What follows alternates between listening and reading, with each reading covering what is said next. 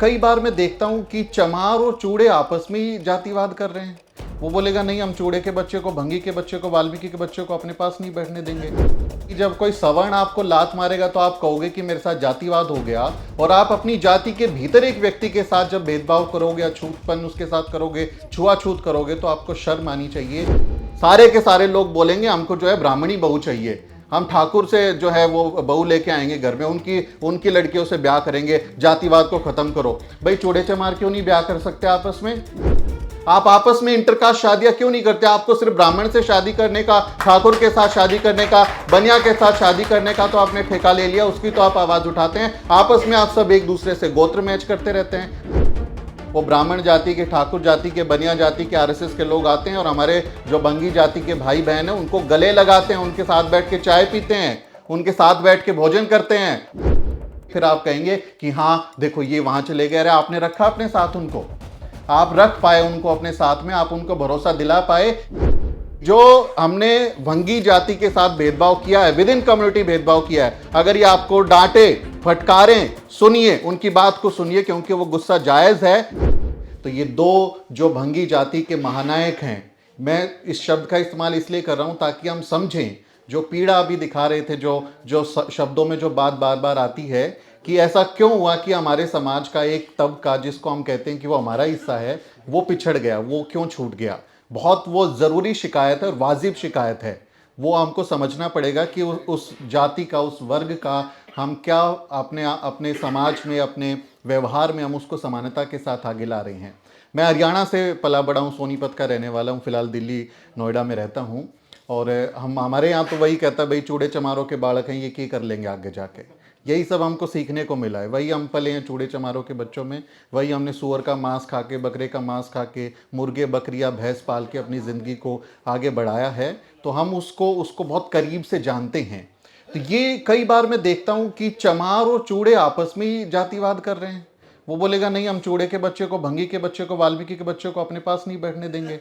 तो ये इतनी शर्मनाक व्यवहार है लोगों का हमारी जाति के बीच में कि आपको जब वहां से लात पड़ेगी, जब कोई सवर्ण आपको लात मारेगा तो आप कहोगे कि मेरे साथ जातिवाद हो गया, और आप अपनी जाति के भीतर एक व्यक्ति के साथ जब भेदभाव करोगे, अछूतपन उसके साथ करोगे, छुआछूत करोगे, तो आपको शर्म आनी चाहिए। ये हमें पूरे समाज को, पूरे बहुजन समाज को ये बात अपनी गांठ बांध लेनी चाहिए कि हमें अछूतों में, जो सबसे ज्यादा अछूत समाज था उस जमाने में, आज जो सबसे ज्यादा पिछड़ गया है, उसको हम सिर पे बिठाएं, हम उसका सम्मान करें, हम उसको आगे बढ़ाएं। वो हमारे साथ खड़ा होगा, हमें उसका हाथ पकड़ के अपने बराबरी के साथ उसको आगे लेके जाना चाहिए। तो बहुत जिम्मेदारी के साथ मैं उस शिकायत को भी स्वीकार कर रहा हूं जो मेरे पूर्व के वक्ता कर रहे थे कि हम क्यों नहीं कर पाए।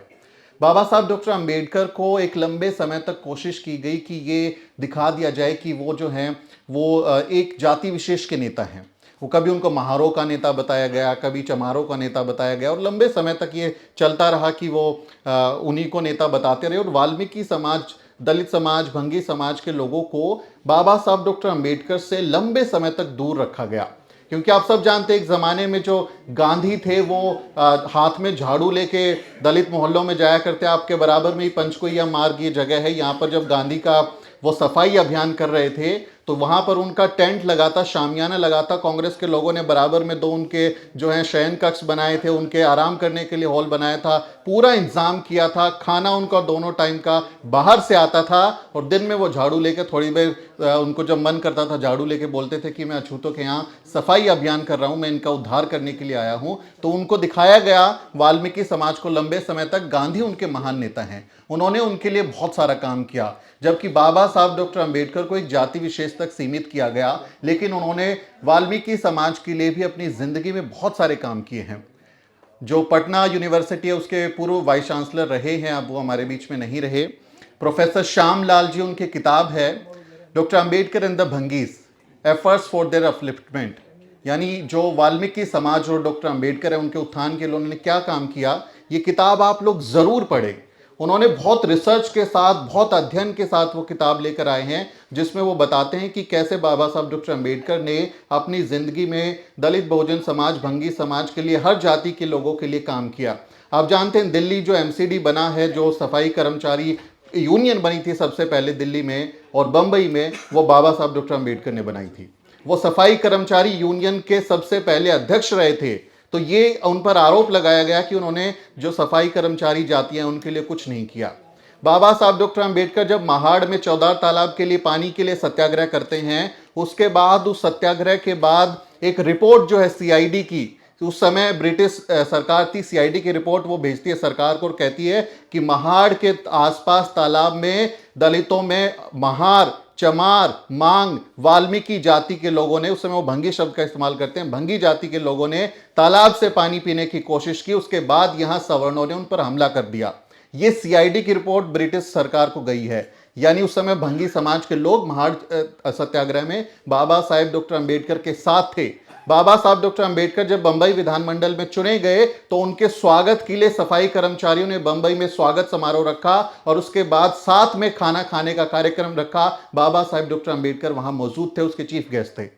तो ये आरोप लगाया गया लंबे समय तक कि बाबा साहब ने काम नहीं किया। उन्होंने बहुत काम किया है। ये एक षड्यंत्र था कांग्रेस का और बाकी लोगों का कि गांधी को बड़ा बनाया जाए और बाबा साहब डॉक्टर अंबेडकर का कद सीमित कर दिया जाए ताकि लोगों को पता ही ना चले। और देखिए, गांधी के आइडिया पे जब हम चले तो हमने क्या उठाया? हमने झाड़ू उठाया। गांधी का आइडिया क्या था? हाथ में झाड़ू उठाओ, साफ करो, सब मिलके सफाई करेंगे। और बाबा साहब डॉक्टर अंबेडकर का आइडिया क्या था? कलम उठाओ, अधिकारी बनो, कर्मचारी बनो, सशक्त बनो।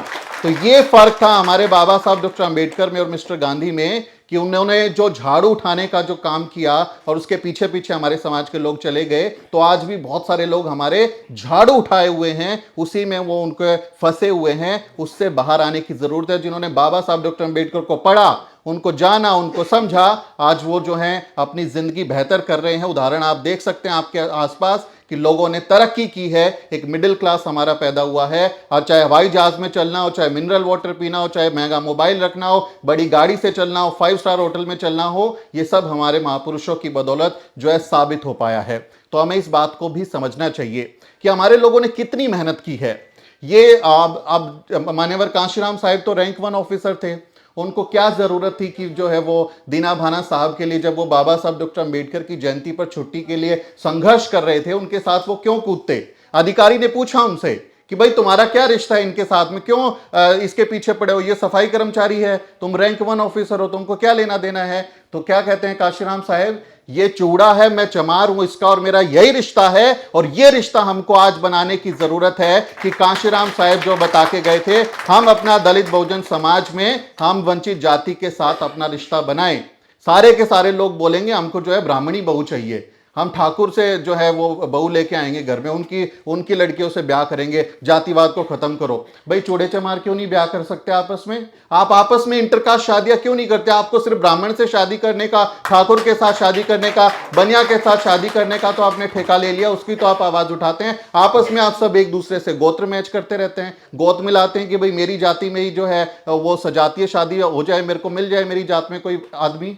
तो आप इंटरकास्ट शादी नहीं करेंगे, साथ में बैठ के खाना नहीं खाएंगे, साथ में बैठ के जो है कोई कार्यक्रम नहीं करेंगे और फिर कहेंगे कि हम सब एक हैं। तो ये होने वाला नहीं है भाई। आपको हकीकत में एकता साबित करनी पड़ेगी, आपको उनके साथ में संबंध बनाना पड़ेगा। उनको भरोसे के साथ अपनी चारपाई पे बिठाइए, कुर्सी पे बिठाइए। अगर आप उनको दुत्कारेंगे तो दूसरा आदमी आएगा और वो कहेगा कि देखिए हम आपके साथ बैठ के खाना खाएंगे, वाल्मीकि रामायण आएगी, वो आरएसएस आएगा, हिंदुत्व आएगा। गले मिलते हैं वो लोग आके, उनके सवर्ण नेता जो हैं वो ब्राह्मण जाति के, ठाकुर जाति के, बनिया जाति के, आरएसएस के लोग आते हैं और हमारे जो बंगी जाति के भाई बहन हैं उनको गले लगाते हैं, उनके साथ बैठ के चाय पीते हैं, उनके साथ बैठ के भोजन करते हैं और कहते हैं कि चलिए आप हमारे साथ चलिए, आप तो उस महानायक के वंशज है जिन्होंने राम का जो है रामायण लिख दिया है।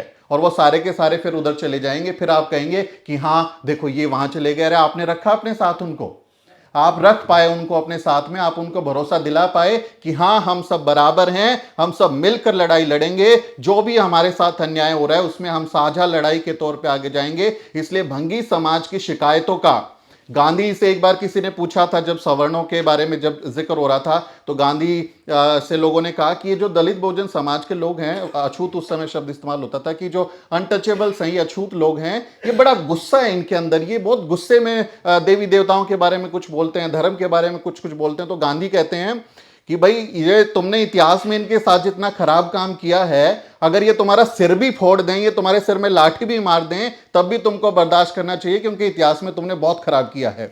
तो यही बात मैं उसको इस तरह से कहूंगा कि जो हमने भंगी जाति के साथ भेदभाव किया है, विद इन कम्युनिटी भेदभाव किया है, अगर ये आपको डांटे फटकारें, सुनिए, उनकी बात को सुनिए, क्योंकि वो गुस्सा जायज है। आपने उनका साथ नहीं दिया, उनका साथ देने की जरूरत है। हमारे महानायक को भले ही हम ये कहें कि भाई हम बहुजन जातियों में नहीं मानते हैं, हम जातियों में यकीन नहीं रखते हैं, लेकिन क्यों जरूरत पड़ रही है, क्यों जरूरत पड़ रही है? आप लेगेसी को क्यों सेलिब्रेट नहीं कर पा रहे हैं? तमाम जातियों के जो नेता हमारे निकले हैं, जिन्होंने तमाम अपने जिंदगी को कुर्बान कर दिया हमारी जिंदगी को बेहतर बनाने के लिए, आप उनको अपना नेता मानिए। हर जाति का आदमी अगर अपना जाति का नेता ढूंढेगा तो फिर जातियों में ही बटा रह जाएगा।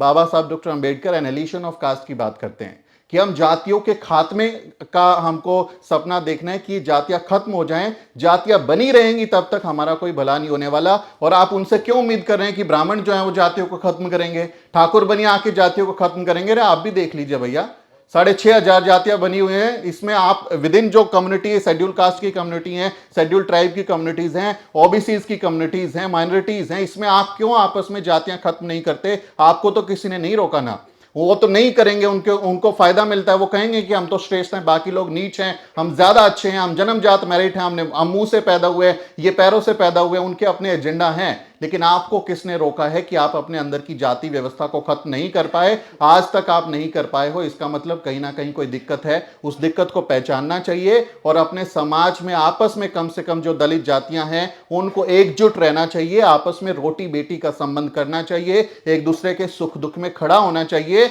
यही बहुत जरूरी इस समय है। आप भले ही कहें कि हम जो है उसको हराएंगे, ये हराएंगे, वो सारी लड़ाइयां छोड़ दीजिए, आप अपने घर को सुधार लीजिए, आप अपना घर साफ कर लीजिए, तो बहुत बेहतर होगा और इसी से बहुजन समाज जो है एकजुट हो सकता है। इसलिए जरूरी है कि हम वंचित समाज के लोगों को अपने साथ लेकर चलें।